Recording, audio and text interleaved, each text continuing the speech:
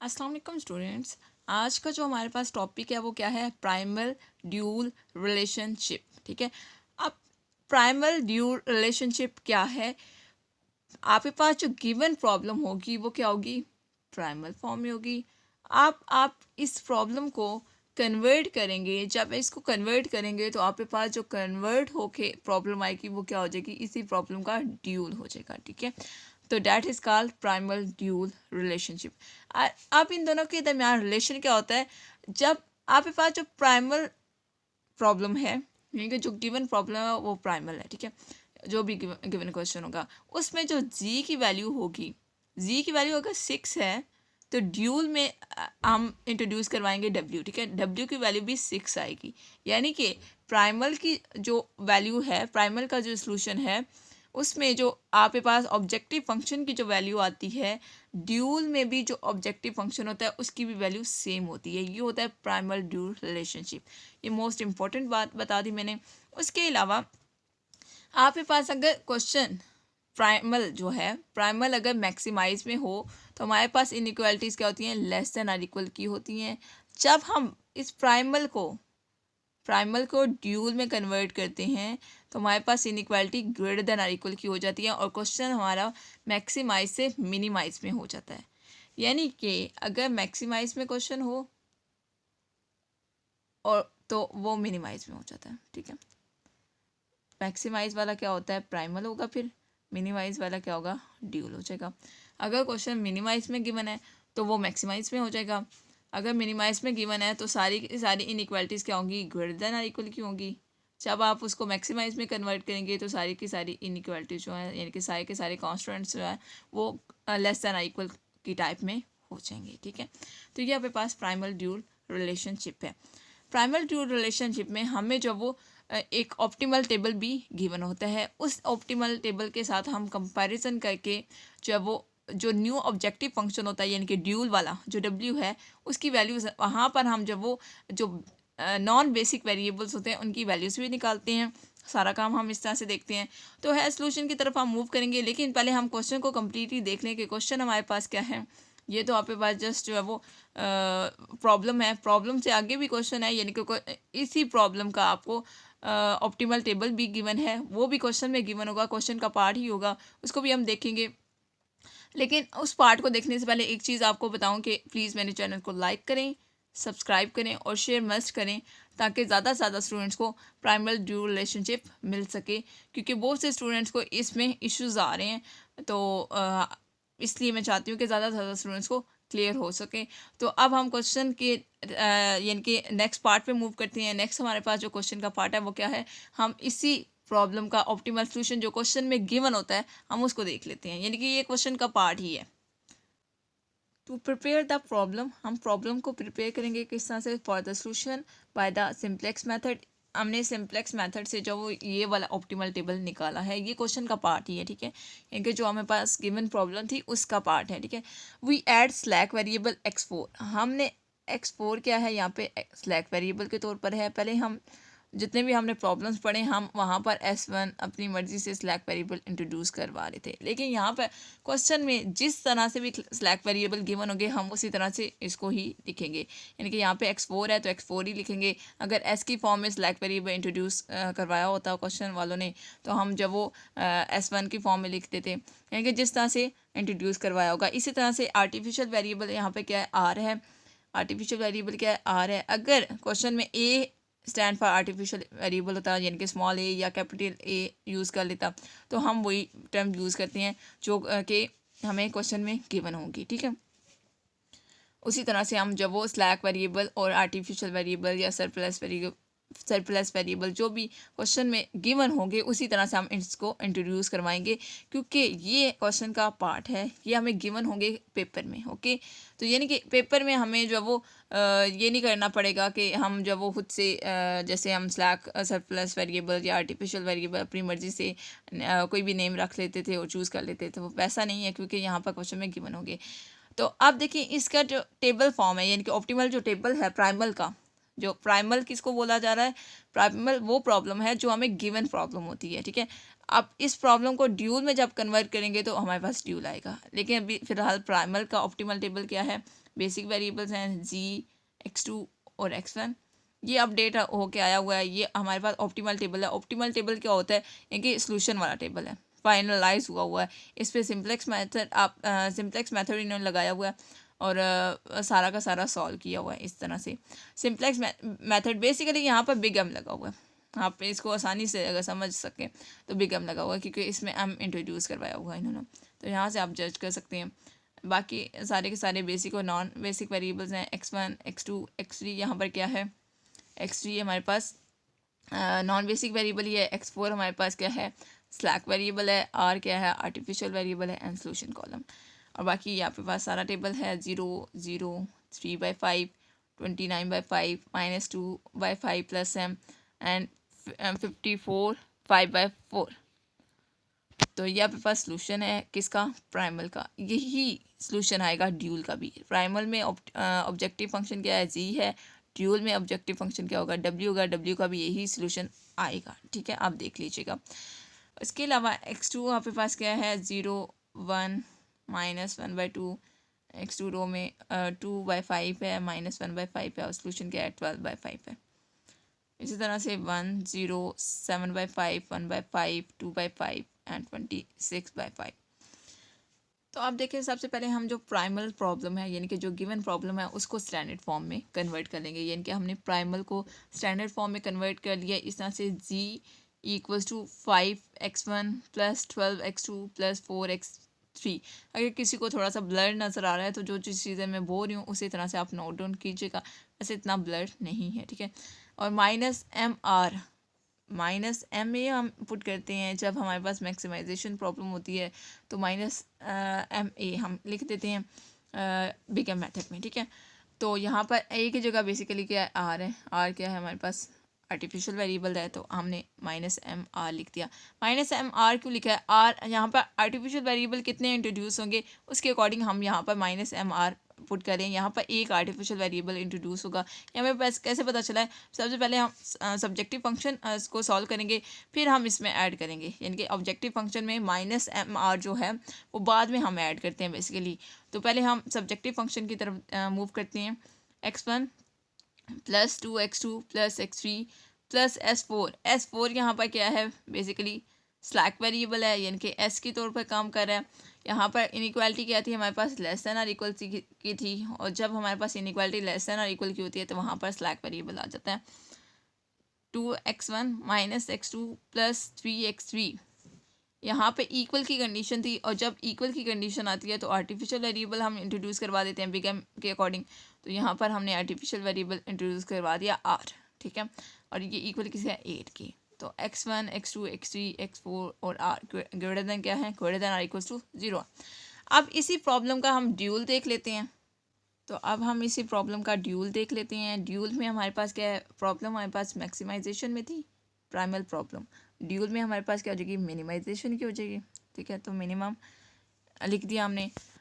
w equal किसके आएगा ये बाद में आपको बताऊंगी। पहले हम सब्जेक्टिव फंक्शन को सॉल्व कर लेते हैं। ये जो आपके पास x1 वाली टर्म्स है, ये वाला, ये आपके पास रो में कन्वर्ट हो जाएगा, यानी कि कॉलम जो है वो बेसिकली रो में कन्वर्ट हो जाएगा। x1 की जगह क्या आ जाएगा, y1 आ गया, 2x1 की जगह +2y2 आ गया, ठीक हो गया। यहाँ तक सॉल्व होगी। बाकी जो इक्वल के दूसरी साइड पे पड़ी हुई चीज़ें वो मैं आपको बाद में बताऊंगी। अब देखिए यहाँ पर x2 है, तो x2 ये वाला जो कॉलम है ये भी रो में कन्वर्ट हो जाएगा। यहाँ पे क्या है, 2x2 है, -x2 है, ये कॉलम है, ठीक है। तो ये जो आपके पास क्या आ जाएगा, 2y1 आ जाएगा और -y2 आ जाएगा। यहाँ तक क्लियर। नेक्स्ट आपके पास क्या है, x3 है। x3 में आपके पास क्या है, x3 वाला कॉलम है, तो x3 में क्या है, x3 और 3x3। तो x3 की जगह y1 आ जाएगा और 3x3 की जगह +3y2 आ जाएगा। यहाँ तक क्लियर। अब देखें नेक्स्ट हमारे पास y4 बच गया है, तो y4 के नीचे कुछ भी नहीं है, सिंगल है, तो y4 की जगह आपके पास क्या आ जाएगा, y1 आ जाएगा। और यहाँ पर r जो है, r भी अकेला रहता है, तो r की जगह क्या आ जाएगा, y2 आ जाएगा। यहाँ तक क्लियर। अब ये जो इस इनइक्वालिटी के इस साइड पे जो टर्म्स है इनका भी आपको बताती हूँ। तो देखिए हमारे पास ये जो x1 वाला कॉलम ये रो में कन्वर्ट हो चुका है, दिस वन ये वाली रो बन गई है।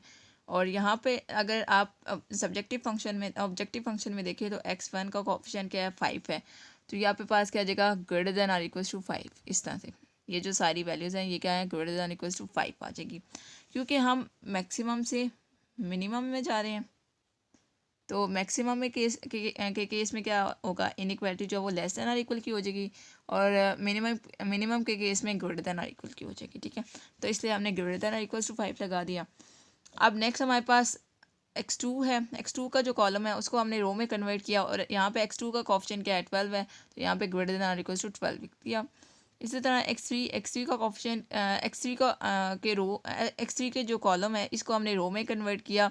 यहाँ पर अगर आप ऑब्जेक्टिव फंक्शन में देखें तो x3 का कोफिशिएंट क्या है 4 है, तो यहाँ पर less than or equals to 4 हमने लिख दिया। ठीक है, इसमें इस इक्वेशन में नेक्स्ट आपके पास क्या है x4 है, तो x4 को हमने y में लिखा। x4 का यहाँ पर ऑब्जेक्टिव फंक्शन में कोई कोफिशिएंट नहीं है। ठीक है, तो यहाँ पर हमने क्या लिख दिया फिर less than or equals to 0 लगा दिया, sorry greater than or equals to 0। ठीक है, अब आर पे आ जाते हैं। आर की जगह आपने क्या लिख दिया y4 लिख दिया।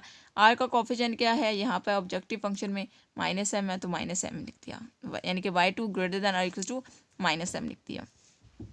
अब यहाँ पर एक चीज़ जो वो मैं बता देती हूँ कि यहाँ पर एक ही आर्टिफिशियल वेरिएबल हुआ था, वेरिएबल इंट्रोड्यूस हुआ, यानी कि ये जो आपके पास प्राइमल प्रॉब्लम है जो स्टैंडर्ड फॉर्म हमने बनाई है ये बिल्कुल आपके पास बिग एम मेथड की तरह हमने बनाई है। तो बिग एम मेथड आप यहाँ पर रिवाइज कर लीजिएगा। ठीक है, तो उसके अलावा ये जो आपके पास डब्ल्यू आया है, डब्ल्यू कैसे आया ये भी आपको बता देती हूँ मैं। तो आप देखें डब्ल्यू कैसे आया, डब्ल्यू हमने मैक्सिमम से मिनिमम में गए हैं, डब्ल्यू इक्वल आएगा किस तरह से, ये जो आपके पास है यहाँ पे सोल्यूशन, यहाँ पे जो इक्वल की दूसरी साइड पे टर्म पड़ी हुई हैं वो डब्ल्यू में चली जाएंगी, यानी कि 10y1 + 8y2 हो जाएगा। इस तरह से जितनी भी टर्म्स यहाँ पे पड़ी हुई हैं इसी तरह से आ जाएंगी। ठीक है, तो ये आपके पास क्या हो गया, प्राइमल से ड्यूल में हम चले गए। अब हम फाइंड करते हैं ड्यूल में हमने किसकी वैल्यू फाइंड करनी है, हमने बेसिकली डब्ल्यू फाइंड करना है। ठीक है, डब्ल्यू फाइंड करना है। डब्ल्यू फाइंड करने के लिए हमें क्या क्या वैल्यू चाहिए, देखिए y1 की वैल्यू भी चाहिए और y2 की भी चाहिए। तो y1 और y2 की वैल्यू हम कैलकुलेट कर लेते हैं। तो देखिए हमें y1 और y2 की वैल्यू चाहिए क्योंकि हमने w फाइंड करना है। तो y1 की वैल्यू हम यहाँ से फाइंड कर सकते हैं। तो हम मूव करते हैं फॉर वेरिएबल x4 वेरिएबल पे मूव करते हैं। क्यों, क्योंकि ये जो इक्वेशन आई है, ये वाली जो इक्वेशन है ये किस वजह से आई है, x4 की वजह से आई है।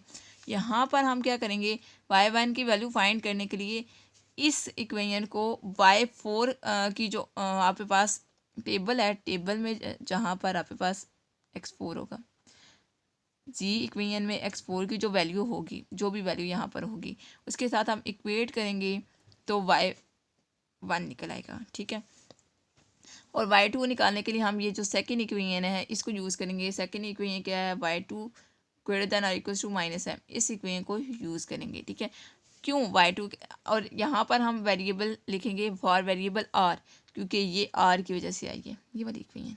ठीक है, तो अब देखिए हमारे पास इक्वेशन क्या है, y जो है वो greater than or equals to 0 है। तो हम वेरिएबल 4 के लिए देख रहे हैं, फॉर वेरिएबल 4 x4। ठीक है, x4 के लिए हम देख रहे हैं तो x4 का यहाँ पर जो है वो कोफिशिएंट क्या है 29/5 है।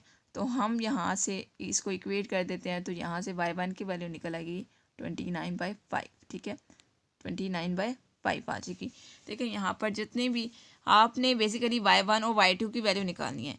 अब ये जो इक्वेशन बनी है ये किस वजह से बनी थी, x4 की वजह से बनी थी। तो x4 का हमने जी रो में हमने x4 का कोफिशिएंट देख लिया और x4 के कोफिशिएंट के साथ कंपेयर कर लिया। ठीक है, तो हमारे पास y1 की वैल्यू आ गई 29/5। अब देखें सेकेंड इक्वेशन क्या थी, हमारे पास y2 जो है वो greater than equals to -m है। ठीक है, तो यहाँ पर हम क्या करेंगे, सबसे पहले y2 माइनस ये जो -m है ये दूसरी साइड पे जाएगा तो यहाँ पर +m हो जाएगा। तो y2 +m लिख देते हैं।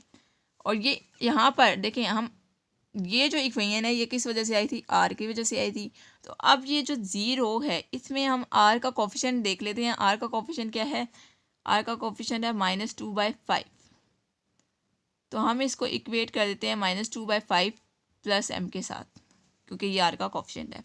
यहाँ से ये जो m है ये दूसरी साइड पे जाएगा तो नेगेटिव हो जाएगा, और यहाँ से हम y2 की वैल्यू कैलकुलेट कर सकते हैं, तो कर लेते हैं y2 की वैल्यू कैलकुलेट। तो यहाँ पे देखिए आपके पास क्या है, y2 प्लस m इक्वल है किसके, -2/5 प्लस m के। ये जो m है ये दूसरी साइड पे जाएगा तो नेगेटिव हो जाएगा, पॉजिटिव प्लस m और माइनस m कैंसिल आउट हो जाएंगे, और y2 की वैल्यू आ जाएगी आपके पास -2/5। अब देखें y1 की वैल्यू भी आपके पास आ गई है 29/5, और y2 की वैल्यू भी आपके पास आ गई है -2/5। अब आपने w निकालना है, तो w में y1 और y2 की वैल्यू आपको चाहिए थी। बेसिकली आपने y नोट w ही करना था, लेकिन आपको y1 और y2 की वैल्यू चाहिए थी, तो इसलिए पहले आपने y1 और y2 की वैल्यू फाइंड आउट कर ली, जो कि आप w इक्वेशन में पुट करेंगे, तो वहाँ से आप जब वो w की वैल्यू कैलकुलेट कर लेंगे। तो यहाँ पे देखें, आपको मैंने एक बात स्टार्टिंग में बताई थी कि जो हमारे पास z है, z हमारे पास ऑब्जेक्टिव फंक्शन है किसका, प्राइमल का, और w हमारे पास ऑब्जेक्टिव फंक्शन है ड्यूल का, ठीक है। तो इन दोनों की वैल्यू इक्वल आएंगी, यही है हमारे पास प्राइमल ड्यूल रिलेशनशिप, ठीक है। तो यहाँ पर हम पुट करते हैं y1 और y2 की वैल्यू w इक्वेशन में, यानी कि जो हमारे पास w इक्वेशन क्या है, जो ड्यूल में है, w equals to 10y1 plus 8y2, ये हमारे पास w इक्वेशन है। इसमें हम 10 तो 10 ही देगा, y1 की वैल्यू आपके पास क्या है 29/5, तो 29/5 हमने पुट कर दिया, प्लस 8 एज इट, y2 की वैल्यू क्या है -2/5, तो हमने -2/5 कैलकुलेट पुट कर दी। 5 कैंसिल होगा 10 के साथ, तो 5 2 10 होता है, तो 2 आ जाएगा, 2 मल्टीप्लाई होगा 29 के साथ, तो हमारे पास 58 आ जाएगा। यहाँ पे 2 मल्टीप्लाई होगा -2 के साथ, तो -16 आ जाएगा, तो -16/5 लिखा। एलसीएम लेंगे तो एलसीएम में आपके पास क्या आ जाएगा 290 - 16/5, तो यहाँ पे इसको सॉल्व करेंगे, 290 - 16 करेंगे तो 274 आ जाएगा ओवर 5। तो इसको आप इस ओवर की फॉर्म में लिख सकते हैं, क्योंकि हमें जो प्राइमल ऑप्टिमल टेबल था उसमें हमें इस फॉर्म में गिवन था आंसर, तो हमने इसी फॉर्म में लिख दिया। तो यहाँ पे देखें, यही वैल्यू थी आपके पास जी की, और यही वैल्यू हमारे पास डब्ल्यू की आई है, that is called primal dual relationship. I hope students कि आपको चीज़ें समझ आ गई होंगी, लेक्चर समझ आया होगा। तो प्लीज़ मेरे चैनल को लाइक करें, सब्सक्राइब करें और शेयर करें, और फीडबैक भी दिया करें काइंडली कि आपको लेक्चर कैसा लगा है। ओके स्टूडेंट्स, अल्लाह हाफिज़।